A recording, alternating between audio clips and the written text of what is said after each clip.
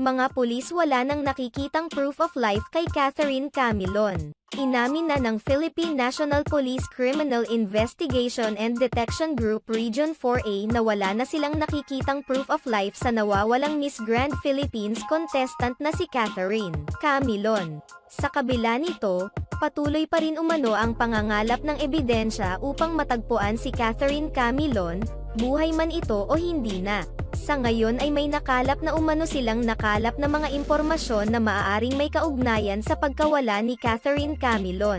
Ayon sa PNP spokesperson na si PNP Chief Fajardo, tuloy-tuloy ang ginagawa nilang backtracking sa mga CCTV, kahit halos magdadalawang buwan nang nawawala si Catherine Camilon. May mga nakita umano silang lugar kung saan dumaan ang pulang CRV kung saan isinakay si Catherine Camilon.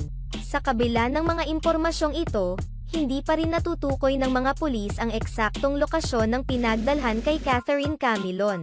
Matatandaan na nauna nang naiulat na malinis at walang bakas ng mga fingerprint mula sa mga kidnapper na nakuha sa loob ng sasakyan at tanging bakas na lamang ni Catherine ang naiwan. Naging malaking tulong naman para sa mga pulis ang pagkakamatch ng mga DNA results na naiwan sa sasakyan at ng mga magulang ni Catherine Camilon dahil kahit papaano ay nalaman ng mga kapulisan kung saan isinakay si Catherine Camilon. Sa ngayon, ay sinampahan na ng kasong karnapang ang dalawang individual na huling nagmamay-ari sa sasakyan na ginamit ni Catherine Camilon bago siya mawala. Gayunpaman, nanatiling tikom ang mga bibig ng mga itinuturong suspect sa kaso at patuloy na pinabubulaanan ang mga kasong isinampa sa kanila.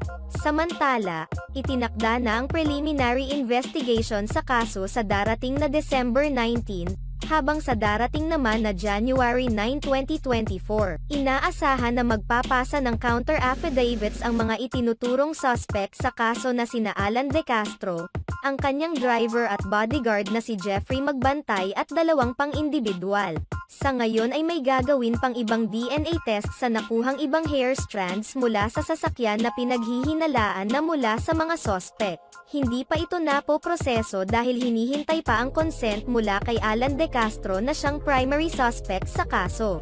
Narito naman ang ilang komento ng mga netizens. Sana, makulong habang buhay ang may kagagawa ng pagkawala ni Catherine. Condolence po, kawawa. Huwag po mawalan ng pag-asa sa buhay. Isama yan sa kulangan ang mga suspects. Husband at legal wife ilagay mo sa may maraming inmates para magtino sila. Ilagay sa kulangan tag-iisa nila na merong mababangis na mga inmates para 2 days iisa sa kanila para pantay-pantay na closure na. Wala nang aasahan yan, ako ang hula ko lang sa kasong niya malabo mapatunayan. Habang tumatagal lumalabo ang kahihinatnan. Unsolved case deal ang may hawak ng kaso may pinoprotektahan. Nahuli na yung driver, bodyguard, bakit di pa may turo asan na si Catherine? Patagal ng patagal mauuwi rin sa wala.